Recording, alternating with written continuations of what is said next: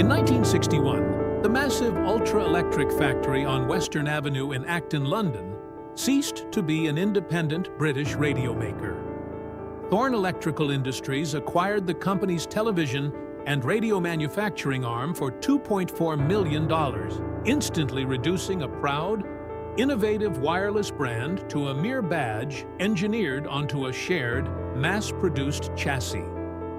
The famous Art Deco cabinets and distinct tuning dials began to vanish from independent high street shop windows.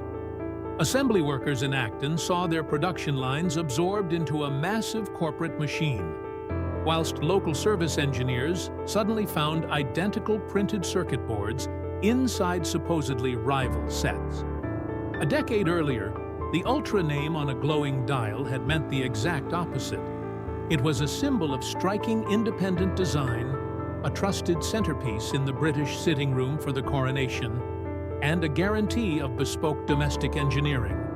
But the real story of Ultra Radio is not only the story of its absorption by Thorn, it is the story of how an independent British wireless pioneer that mastered the aesthetics of the valve age could not survive the ruthless manufacturing costs and corporate consolidation of the mid-century consumer market. Every week, we tell the stories of British wireless makers, high street shops, and listening habits that shaped how the country heard the world, and what happened when the market moved on.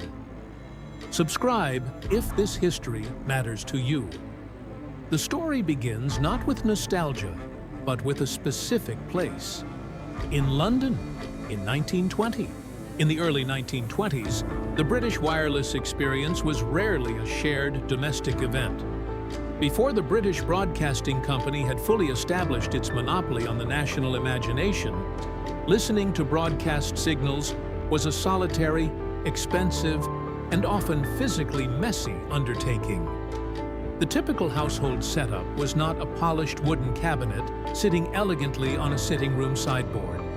Instead, the early British wireless enthusiast hovered over a rudimentary receiver, adjusting a fragile crystal set, or tending to early glowing valves, glass electronic devices used to control and amplify signals before the transistor era. These early valve radios were not simply plugged into the wall. They required heavy, dangerous glass accumulators, rechargeable lead-acid batteries that powered the valve filaments. These accumulators leaked, they emitted noxious fumes, and they had to be carried carefully down the high street to the local garage or electrical shop every week to be recharged. Worse still, the sound they produced was often remarkably faint. Families did not gather across the room to listen to distant transmissions. Instead, individuals took turns clamping heavy, uncomfortable headphones over their ears to catch the crackle of voices from early transmitters like the 2LO station in London. What the British domestic market lacked was volume, reliability, and cleanliness. If the wireless was ever to become a permanent, universally accepted fixture in the family home, it had to stop behaving like a piece of hazardous laboratory equipment. It had to start functioning like a piece of polite household furniture. It was into this specific gap that a London engineer named Edward Rosen stepped in 1920. Rosen did not begin his business by building complete wireless sets. He understood that the immediate bottleneck in British radio reception was not merely catching the signal from the air, but actually hearing it clearly in a domestic space.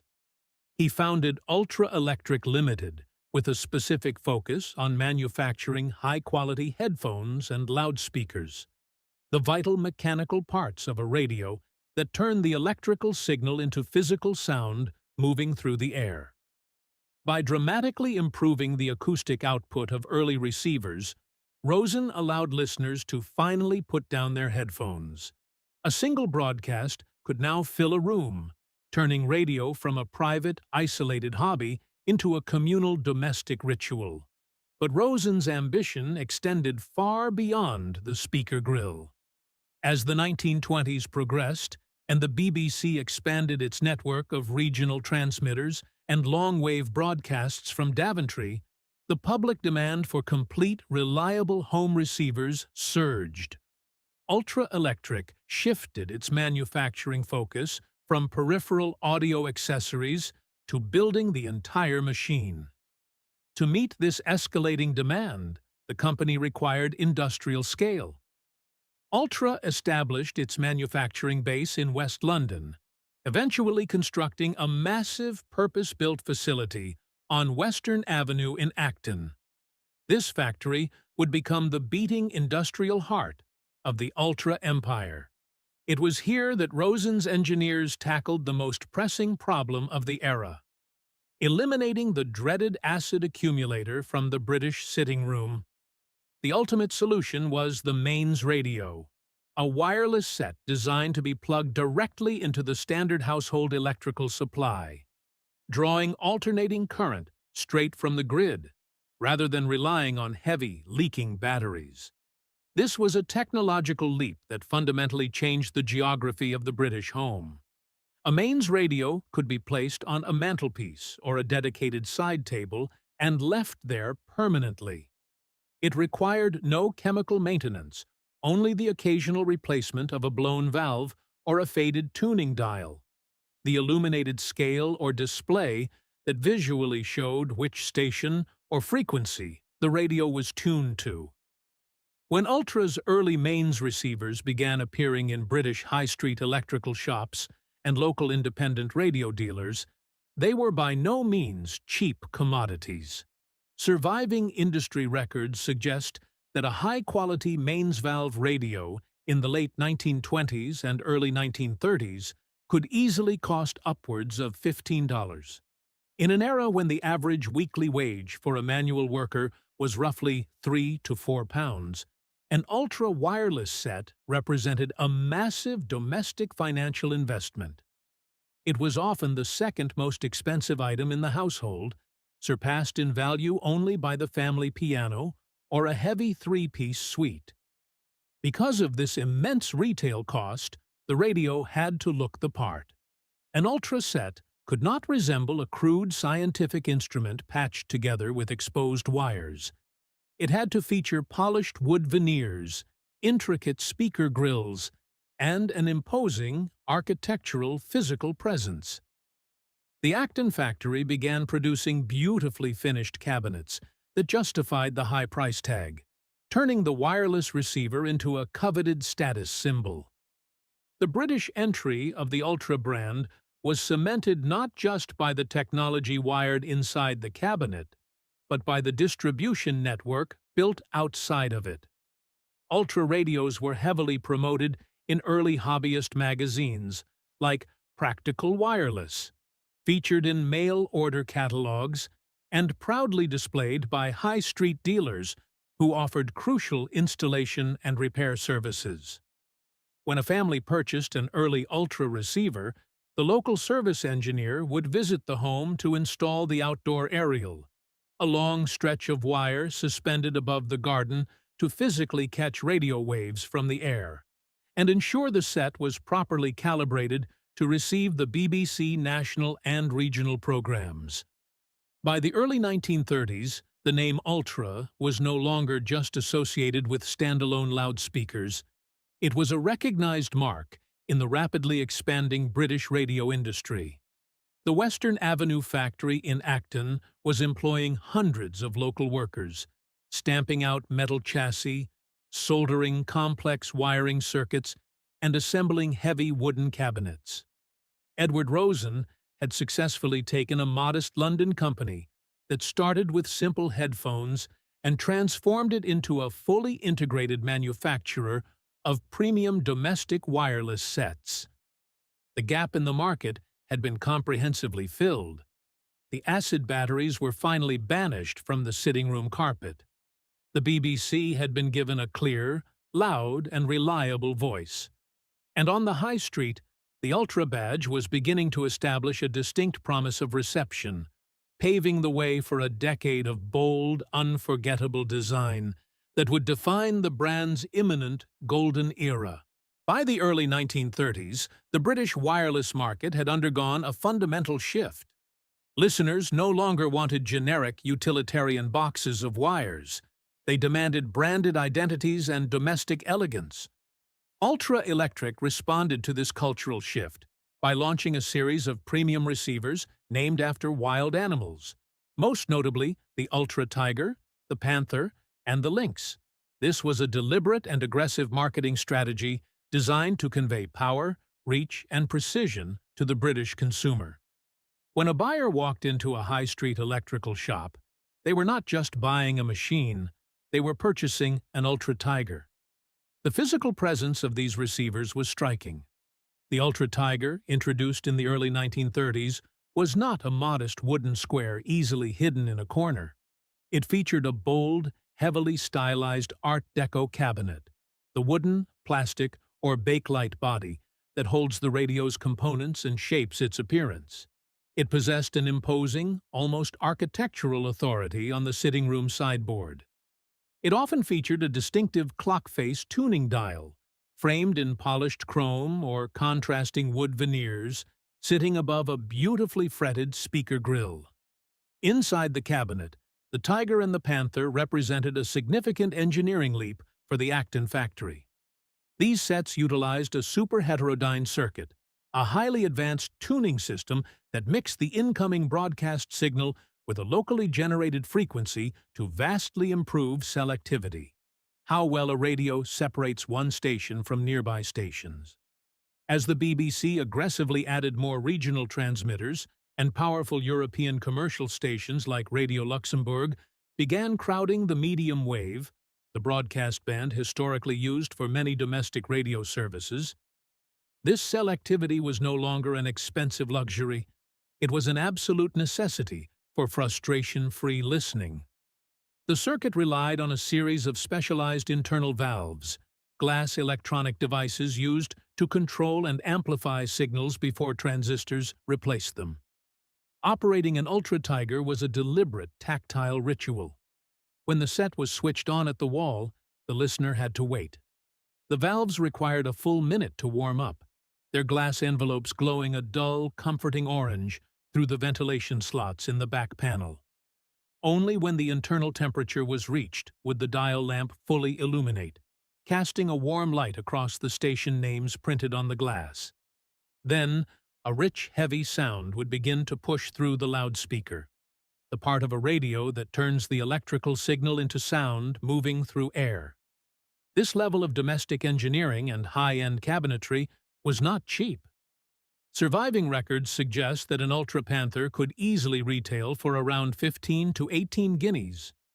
In an era where a skilled factory worker might earn £3 or £4 a week, buying a premium Ultra receiver outright was a massive financial hurdle.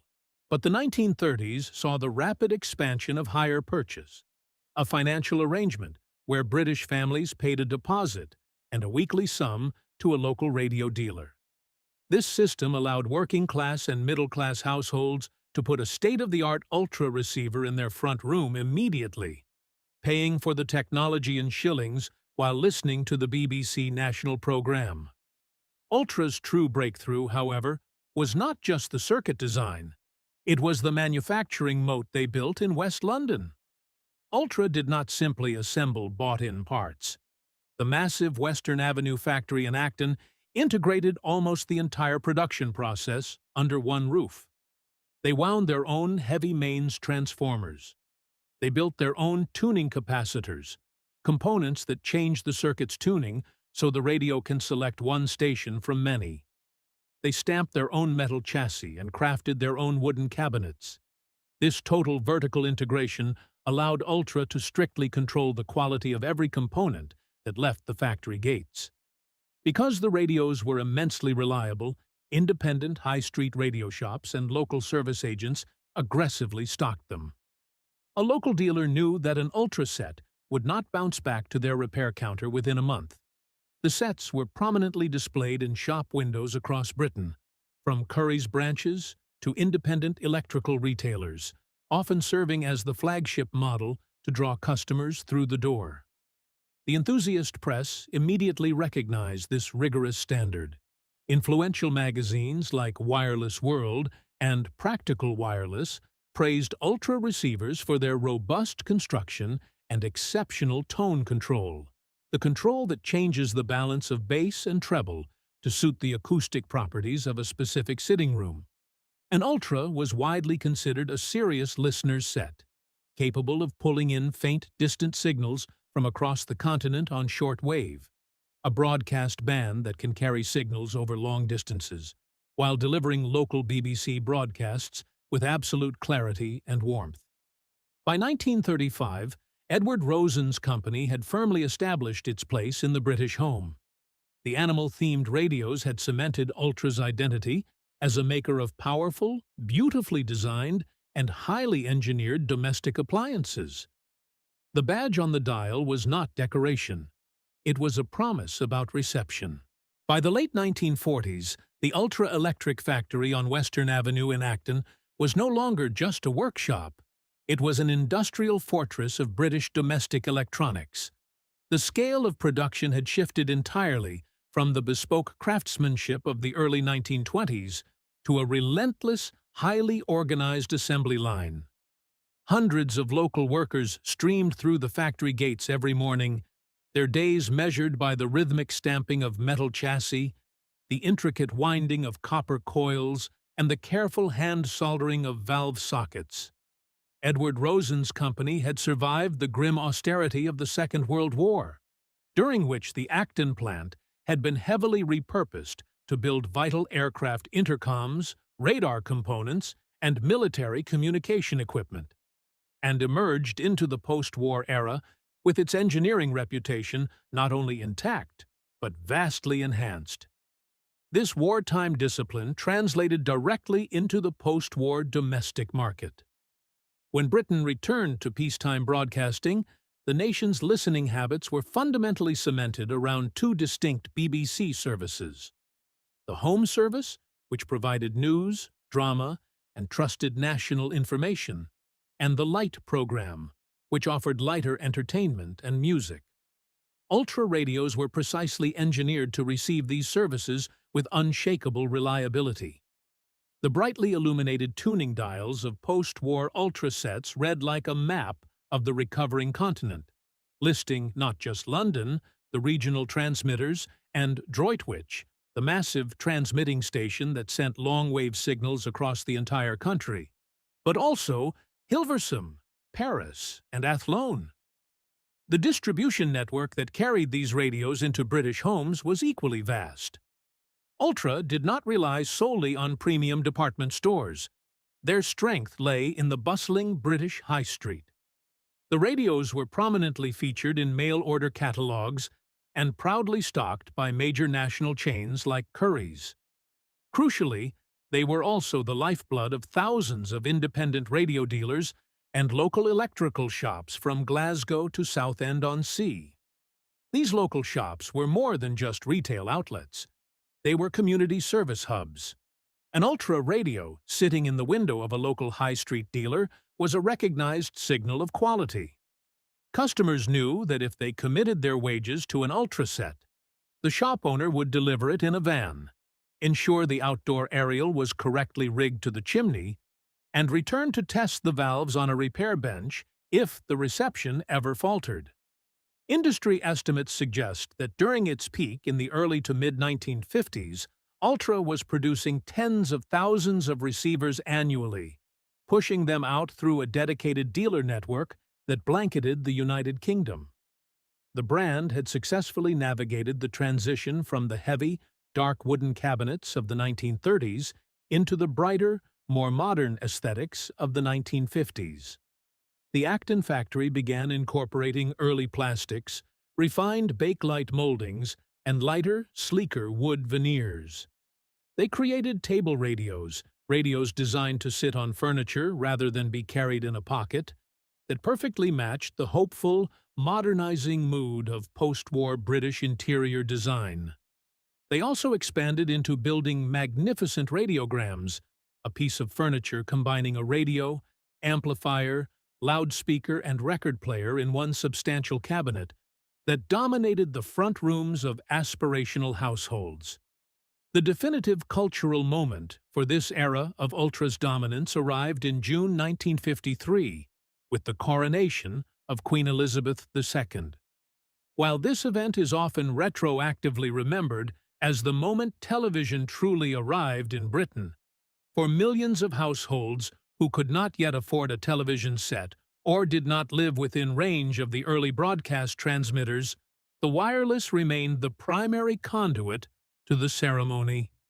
Families, neighbors, and friends crowded into sitting rooms across the country, gathering around glowing Ultra sets to listen to Richard Dimbleby's hushed, reverent commentary broadcast from Westminster Abbey. The radio was not background noise. It was the absolute focal point of the room, trusted to deliver a momentous national event without a single crackle of interference. Unwanted noise or disturbance added to the broadcast signal. In these moments, an Ultra receiver ceased to be merely a collection of glass valves, tuning capacitors, and printed dials. It became an interface with the nation itself. The success of the coronation broadcasts propelled Ultra into its most profitable decade. The Western Avenue facility expanded into a sprawling, self-contained industrial village. By the mid-1950s, the factory employed thousands of Londoners. It was a site of immense civic pride and economic gravity, complete with its own social clubs, canteens, and a fleet of delivery vans that carried the distinctive Ultra logo out onto the arterial roads of Britain. These vans supplied a network of over 4,000 independent electrical retailers. From the bustling windows of Dixon's to the quiet, dusty shelves of village radio shops in Yorkshire, the Ultra brand stood shoulder to shoulder with formidable domestic rivals like Bush, Murphy, and Pye. During this period, the nature of British broadcasting underwent a profound technological upgrade. To combat the severe signal crowding and electrical interference on the medium-wave band, the BBC began transmitting on VHF-FM, a radio band that gives clearer sound over shorter distances than older AM bands. This required entirely new receiver designs. Ultra's engineering teams in Acton responded by designing sophisticated valve circuits that could capture these new high-fidelity signals. The tuning dials of late 1950s Ultra sets grew more complex, incorporating the VHF band to deliver the home service, the light program, and the culturally demanding third program, with a clarity that older pre-war radios simply could not achieve. Simultaneously, the physical geography of the British radio was changing. The wireless was no longer confined to a single, massive wooden cabinet in the primary sitting room. As post-war wages rose, households began purchasing second sets for other spaces. Ultra capitalized on this shift by producing highly successful, compact table models, such as the famous Ultra Troubadour series. Housed in sleek, cream-colored or brown early plastic cabinets, these smaller radios were explicitly designed for the bedside table or the kitchen counter. They were light enough to be moved, yet powerful enough to pull in the morning news over the sound of a boiling kettle. While the small Troubadour conquered the kitchen, Ultra's premium radiograms dominated the aspirational front room. A radiogram, a piece of furniture combining a radio, amplifier, loudspeaker, and record player in one substantial cabinet, was the ultimate status symbol of the 1950s. Ultra crafted these massive units with rich walnut veneers featuring heavy wooden lids that lifted to reveal gleaming Garrard record decks alongside beautifully illuminated radio scales. These were not just electronics.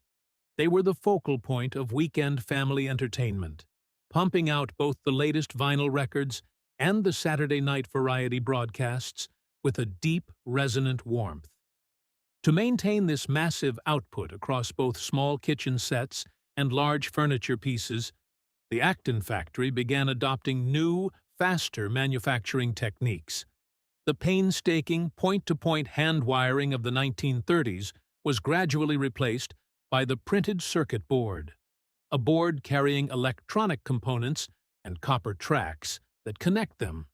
This allowed Ultra to produce radios at a volume that could satisfy the insatiable high-street demand.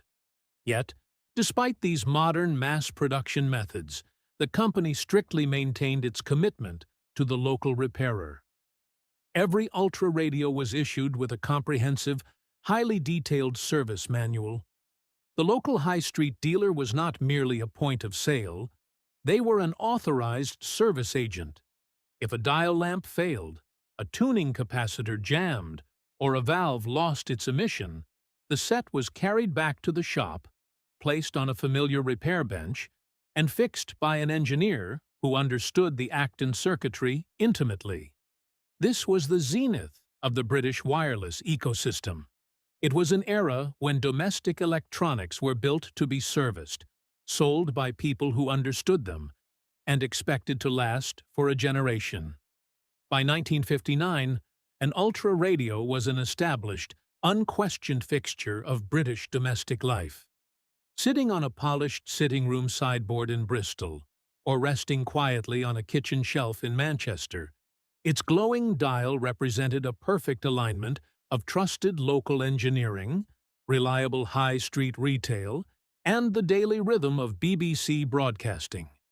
It was a physical promise that the voices in the air would always be caught, amplified, and delivered with clarity into the home. But this entire system relied heavily on the premise that British buyers would always be willing to pay a premium for a heavy, domestically manufactured wooden cabinet and a complex, hand-assembled circuit, an assumption that the impending transistor revolution and ruthless corporate cost-cutting were about to shatter. By the dawn of the 1960s, the massive Western Avenue factory in Acton still hummed with the daily rhythm of thousands of workers, but the foundation beneath the British domestic electronics industry was fracturing. The golden age of the heavy, mains-powered valve radio was coming to a rapid, unforgiving end.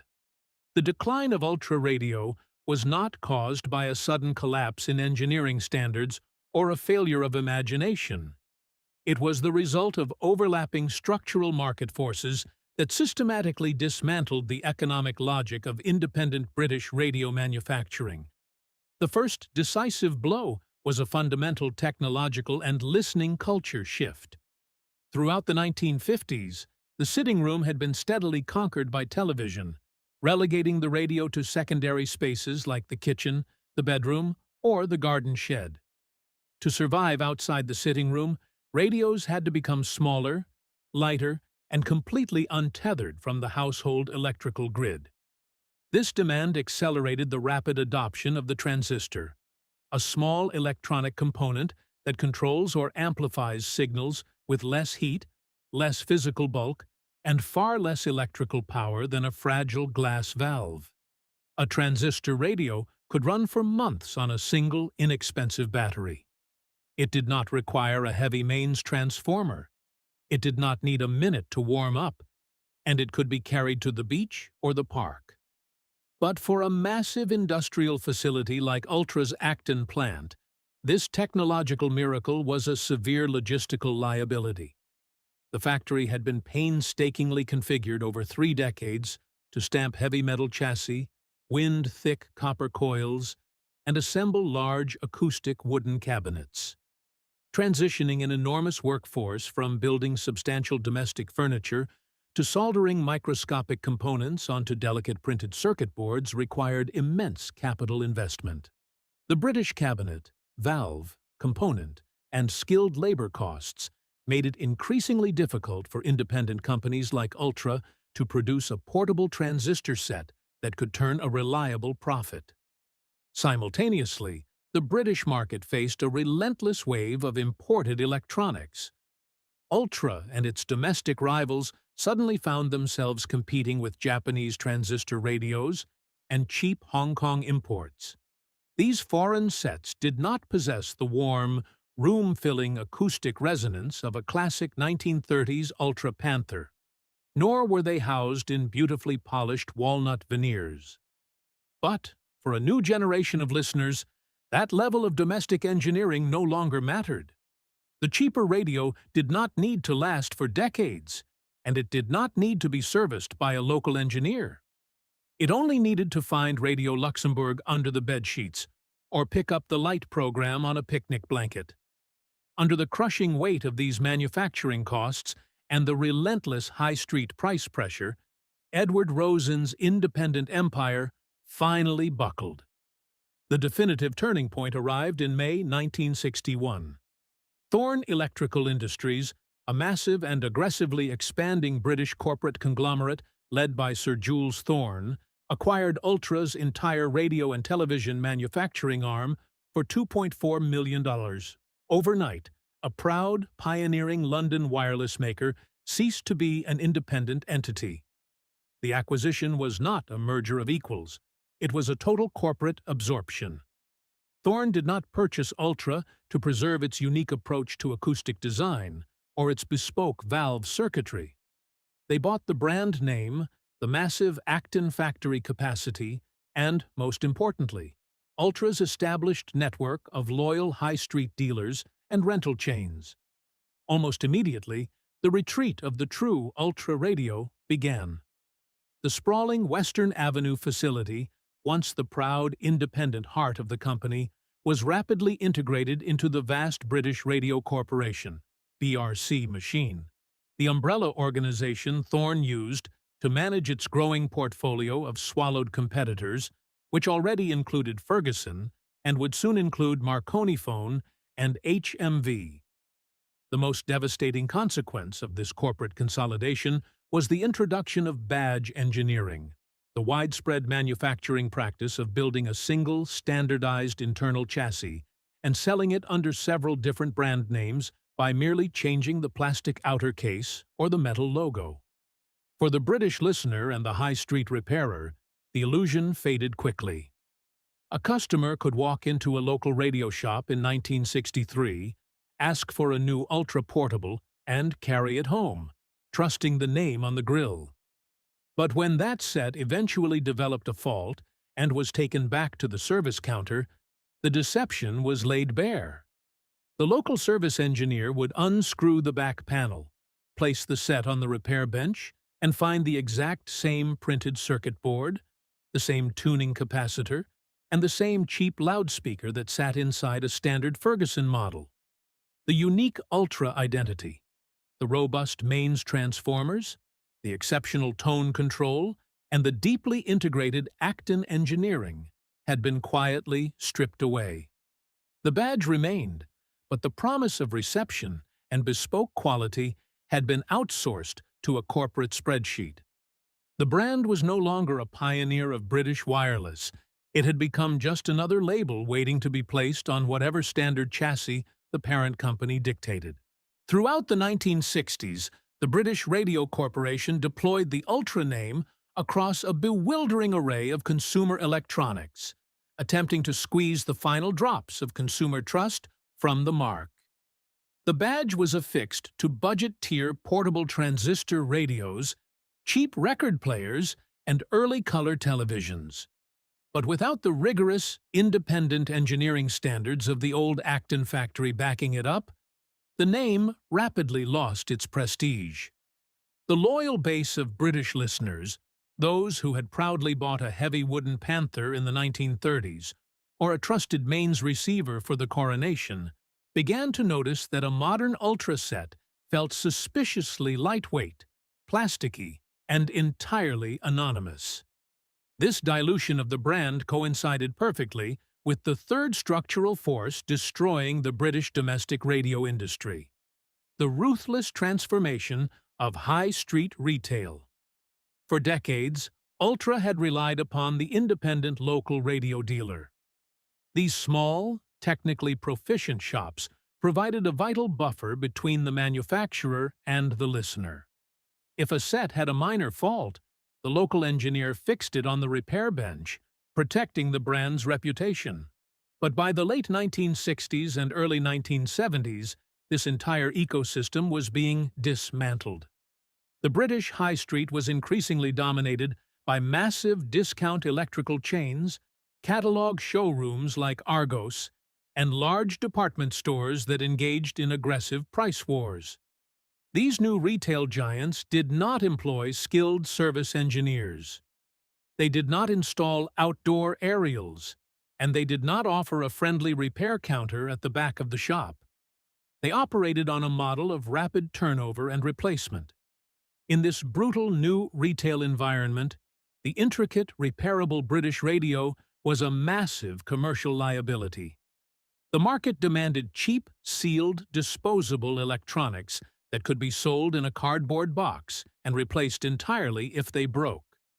This demand was flawlessly met by the fourth market force, the overwhelming wave of Japanese imports. Companies like Sony, Panasonic, and Sanyo did not just bring cheaper transistor radios to Britain, they brought a fundamentally different philosophy of manufacturing. Their portable sets were heavily miniaturized, brilliantly packaged, and incredibly reliable out of the box. They did not require a warm-up period, they did not feature fragile glass valves, and they certainly did not need a local repairman. As British listening culture shifted again, moving from the massive furniture-style radiograms to compact music centers and hi-fi separates, which were individual audio components like amplifiers and tuners bought separately rather than housed in one large cabinet. The domestic manufacturers were hopelessly outpaced. Japanese electronics looked like the sleek silver future. An ultra-badged record player, hastily assembled by Thorn using shared, cost-cut components, looked like the heavy, compromised past. For the workers at the Western Avenue factory in Acton, this technological and retail shift was devastating. The sprawling industrial village that Edward Rosen had built to dominate the British mains radio market was entirely unsuited to assembling cheap, miniaturized printed circuit boards at the required global scale. The factory space in West London was simply too valuable, and the domestic British labor costs were far too high to justify building budget electronics that could be imported from East Asia for a fraction of the price. Thorn Electrical Industries, operating strictly on corporate logic, began to strip the remaining manufacturing capacity away from the Acton site. Production lines were consolidated, moved to cheaper regional facilities, or outsourced entirely. The skilled cabinet makers, the women who had meticulously hand-soldered the wartime communication equipment, and the engineers who had designed the complex VHF-FM tuning circuits were gradually made redundant. The physical heart of the Ultra Empire was hollowed out, leaving behind nothing but an empty brick shell on an arterial road. By the mid-1970s, the corporate masters at Thorn realized that the Ultra badge no longer served a commercial purpose. It lacked the modern, exotic appeal of the Japanese imports, and thanks to a decade of aggressive badge engineering, it had lost the deep, historic trust of the older British public. It existed in a fatal retail wasteland, too cheap to be respected, yet too British to be exciting. The final retreat was not a dramatic bankruptcy. It was a slow, bureaucratic erasure. The Ultra name simply stopped appearing in the glossy high street brochures. The badge was quietly removed from the shared television chassis. The corporate catalogs dropped the brand. The massive Acton factory gates were finally locked. The heavy metal presses were sold for scrap. The remaining service manuals were thrown into skips. The local repair counters vanished. The high street windows filled with imported silver plastic. The old wooden cabinets gathered dust. The British Wireless went silent. The Ultra badge did not experience a triumphant 21st century resurrection. Unlike Roberts Radio, which successfully navigated the transition into the digital age by leaning heavily into aesthetic nostalgia, or Bush, which survived purely as a licensed name slapped onto imported supermarket electronics, Ultra simply faded into complete corporate obscurity. When Thorn Electrical Industries eventually merged with EMI in the late 1970s to form Thorn EMI, the vast portfolio of legacy radio brands was aggressively rationalized. The Ultra name, having been systematically drained of its unique engineering identity over 15 years of badge engineering, was quietly retired. By the 1980s, it was entirely impossible to buy a new Ultra radio on the British High Street. The brand was dead. However, the physical objects that Edward Rosen's factory built during its golden age refused to disappear. Today, the true legacy of Ultra Electric does not survive in a corporate boardroom or a modern electronics catalog. It survives on the crowded, solder-flecked repair benches of the British vintage wireless community. Across Britain, from private collector rooms to specialist restoration workshops, the heavy wooden cabinets of the 1930s and the sleek table radios of the 1950s are actively preserved. On vintage radio forums, eBay listings, Gumtree advertisements, and at specialist swap meets organized by the British Vintage Wireless Society, an original Ultra Panther or an Ultra Troubadour remains a highly respected find. These sets are rescued from damp lofts, charity shop floors, and estate clearances. They are carried into garden sheds and meticulously dismantled by enthusiasts who understand the exact schematic of the Acton circuitry. The restoration of an Ultra valve radio is a deeply physical act of historical preservation. It involves cleaning decades of accumulated dust from the glass tuning dial, restringing the delicate drive cord that moves the tuning indicator, and patiently replacing dried-out wax paper capacitors, components that store and release electrical energy, which degrade inevitably over half a century. It involves hunting down replacement glass valves from specialist suppliers to ensure the superheterodyne circuit can once again pull a clean signal from the air. This intense dedication exists because an original Ultra radio still provides a listening experience that modern electronics cannot replicate. A smart speaker, a connected device that plays audio through voice commands and online services, is ultimately a passive, invisible appliance. It demands nothing of the user. But an Ultra valve radio demands active participation. It requires the listener to switch it on, wait a full minute for the internal valves to warm up, and then physically turn a heavy bakelite knob, watching the illuminated needle glide across a glass scale printed with the names of distant European cities. It asks the listener to meet the broadcast signal halfway, turning the act of finding a station into a deliberate, tactile domestic ritual. Not because it is old, but because the engineering was designed to make the listener respect the distance the voice had traveled. Yet, the immense industrial infrastructure that made this experience possible has been entirely wiped from the British landscape. If you travel to Western Avenue in Acton today, you will find no monument to Edward Rosen or the thousands of local men and women who built the British domestic wireless industry. The massive, imposing brick factory that once stamped out chassis and polished walnut veneers is gone. The site has been swallowed by the relentless commercial redevelopment of the A40 corridor, replaced by generic modern retail parks, sprawling logistics warehouses, and anonymous office blocks. The physical heart of the Ultra empire has been completely erased, leaving absolutely no trace of the heavy manufacturing that once dominated the local economy. There is, however, a surprise footnote to this erasure. It is rarely found in official company archives or museum displays. Instead, it is frequently discovered by collectors who unscrew the back panel of a surviving 1950s Ultra radiogram. Folded neatly and tucked safely inside the wooden cabinet, resting against the dusty loudspeaker chassis, is often the original yellowed paper service manual. And written in faded pencil across the schematic diagram are the meticulous, handwritten notes of the local high street service engineer from 1956, detailing the exact date a specific valve was replaced or a tuning dial was recalibrated.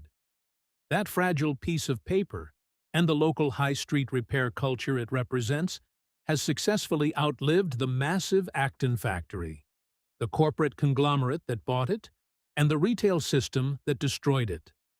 What the story of Ultra reveals is the unforgiving gap between what Britain says it values and what the market ultimately rewards. It highlights a nation that deeply respected robust engineering, domestic permanence, and trusted local service, yet collectively abandoned those principles the moment cheap, disposable imported convenience became available. It is a stark reminder that a standard of quality cannot survive if the economic system that supports it is allowed to collapse. But occasionally, in a quiet room somewhere in Britain, that original standard can still be heard.